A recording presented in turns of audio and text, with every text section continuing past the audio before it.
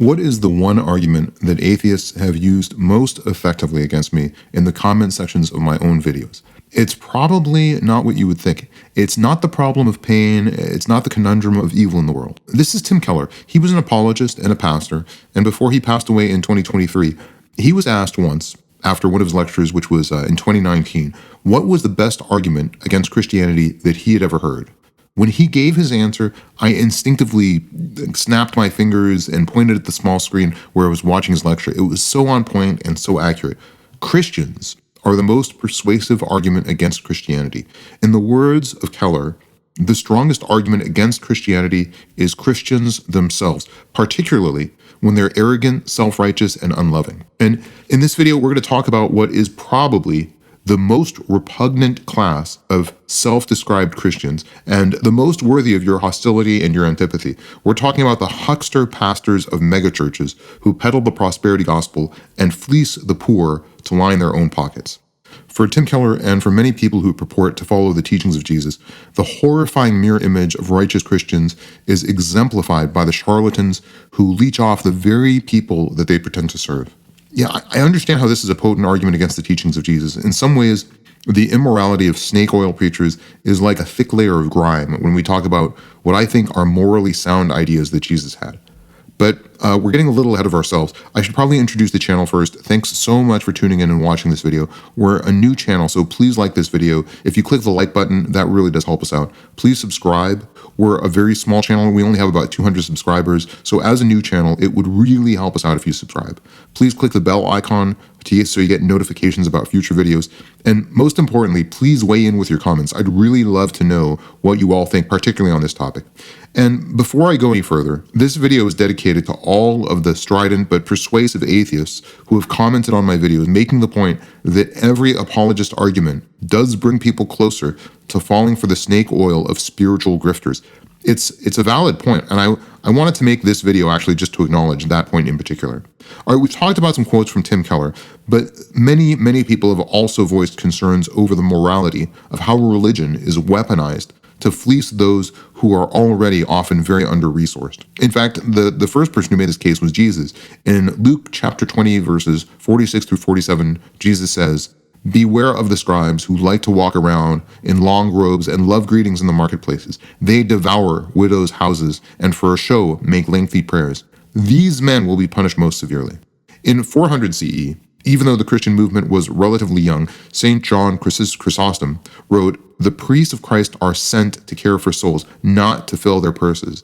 The love of money is the root of all corruption in the church." A Christian thinker that I like to quote often is Soren Kierkegaard, who wrote in 1850, "If Christianity were true to itself, there would be no bishops living in palaces." Fyodor Dostoevsky wrote in 1880, "When the church becomes rich and powerful, it loses Christ and gains the world." That's a quote from his novel, The Brothers Karamazov. Archbishop Desmond Tutu encapsulated the issue really well and said, "When religion is used to enrich the preacher and impoverish the people, it ceases to be religion, it becomes tyranny in God's name." And there's a lot more quotes. If you look up almost any reputable pastor, at some point in their career, hopefully, they've said something about how these snake oil pastors have exploited their populations. So, all right, let's talk about the quote-unquote prosperity gospel, as it's been called, just to establish the scope and scale of the problem. Now, we don't have precise figures, but the numbers and estimates that we do have are really staggering. The prosperity gospel probably expropriates in the United States alone up to $10 billion annually. And that may actually be an underestimate. Kenneth Copeland Ministries by itself has raked in over $1 billion.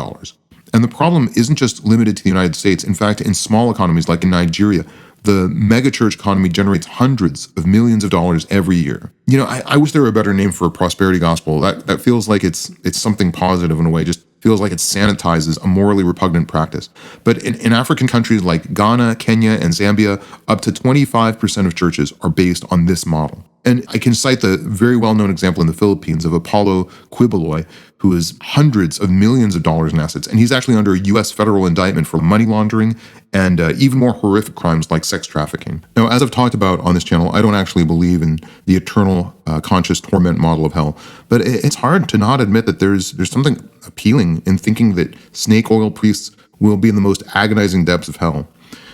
It's well documented that prosperity gospels disproportionately fleece the poor. According to a Baylor University religion study in 2017, nearly 1 in 4 prosperity-oriented congregants has gone into credit card debt to fulfill a faith pledge. According to a 2018 Barna Group study, U.S. churchgoers earning under $35,000 per year attend prosperity gospel churches 3 times as much as their counterparts who make over $100,000 a year.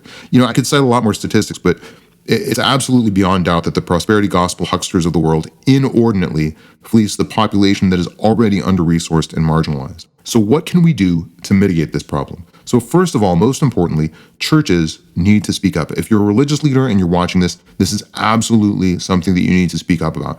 I'm very lucky to be in a field where our practice is regulated by the highest, most scrupulous ethical standards.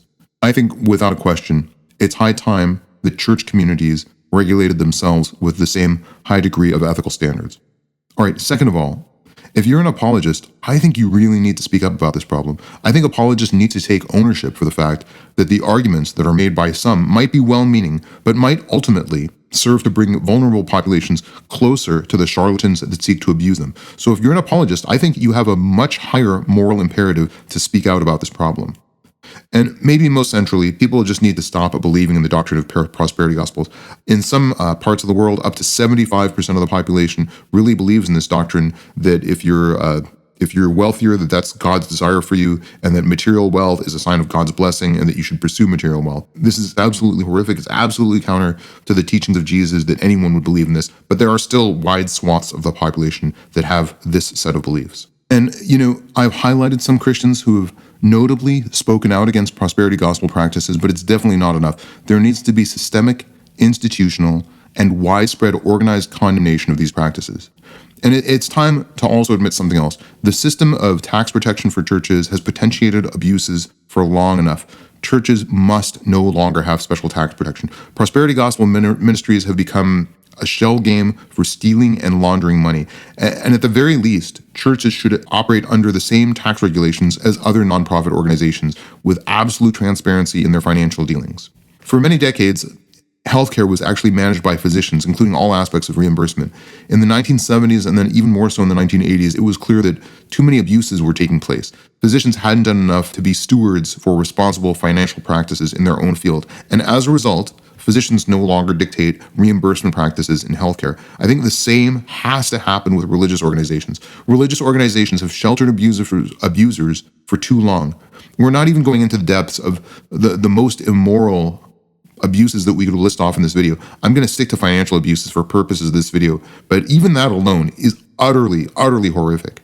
The abuses have been too numerous at this point. To anyone who's commented on any of my videos and argued that tax protections for churches are excessive and need to end, I just want you to know that I absolutely agree with you.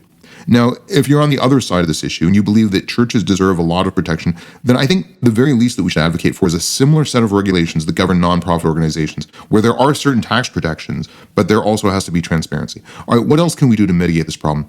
If you know someone who gives money to a prosperity gospel church, at the very least, encourage them to instead visit a local church or a local community. And then you can pick up the phone and talk to those, the people at that organization to make sure that they're not fleecing your loved one of money. I think that's a quick and easy step. And local community-oriented churches are much less engaged with the practice of prosperity gospels. And if you're already on the side of believing that the prosperity gospel fleecing of the poor needs to stop, you're welcome to comment on this video. You're welcome to reach out to me personally. I hope that this isn't the first video that I make on this topic, and I hope this isn't the first video that I make that advocates for this perspective. I hope that by speaking out against these practices, I've at least helped to shine a little bit of a light on a problem that has festered in our moral fabric as a culture for far too long. But if you can think of anything else that I can do to help impugn what is a really horrible practice, I want you to all feel free to reach out to me. I want to end on a bit of a hopeful note. Does the prosperity gospel indict Jesus? I think this is an emotionally persuasive argument, frankly. I don't think it's necessarily true. The reason why is because I think humans can be moral monsters, particularly when it comes to lining our own pockets. I think there's no ideology, no matter how good or how pure, that can't be contorted into something that's self-aggrandizing and evil by human justification. So I hope that this video isn't an argument that makes anyone lose hope in the righteousness at the core of the teachings of Jesus. We live in a time of really increasingly austere financial realities. We're all becoming more strapped for cash. Our dollars aren't going as far. Our material wealth is diminishing. One way or another, Christian communities are going to have to pay the piper for existing alongside other religious organizations that hang the same crosses but are much more self-serving. One way or another, the reality is that Christian communities need to be the ones leading the charge for more transparent taxation status. If the issue continues to grow and continues to generate more and higher ire from the population, then the same outcome will happen with a much more severe result. One way or another, there will be a reckoning, and that will be a just outcome when it comes, but it won't undo the generations of abuse, emotional manipulation, and exploitation. But one way or another, that reckoning will definitely come. And as we've already discussed, this isn't about self-serving, this isn't about churches helping themselves in the long run, this is about what is a moral obligation. All right, I hope you all like this video. This has been a bit of an unusual topic for me to address, but I felt really obligated to do this. Thanks again to all of you who comment on my videos. Thanks especially to the people who have commented on this very topic. I really appreciate what you've said. Thanks again to all of you who have commented on all the other videos. I've really enjoyed the discussion that we've had. Just again, we're a new channel, so if you like this video, that really does help us out tremendously. If you subscribe to the channel, we only have about 200 subscribers. We're a small and new channel, so I would really love that as well. Click the bell icon so you don't miss out on future videos. And please keep the comments coming. They're really so enriching, and I want to stay engaged with the population that watches these videos. Thanks so much for making it all the way to the end of this video. I'm sorry that this hasn't been more positive in some ways, but I've got a lot more content that I'm really interested in coming your way. So stick around and check out the channel for future videos. And please, again, to all of you, I really hope that you all have a really wonderful day.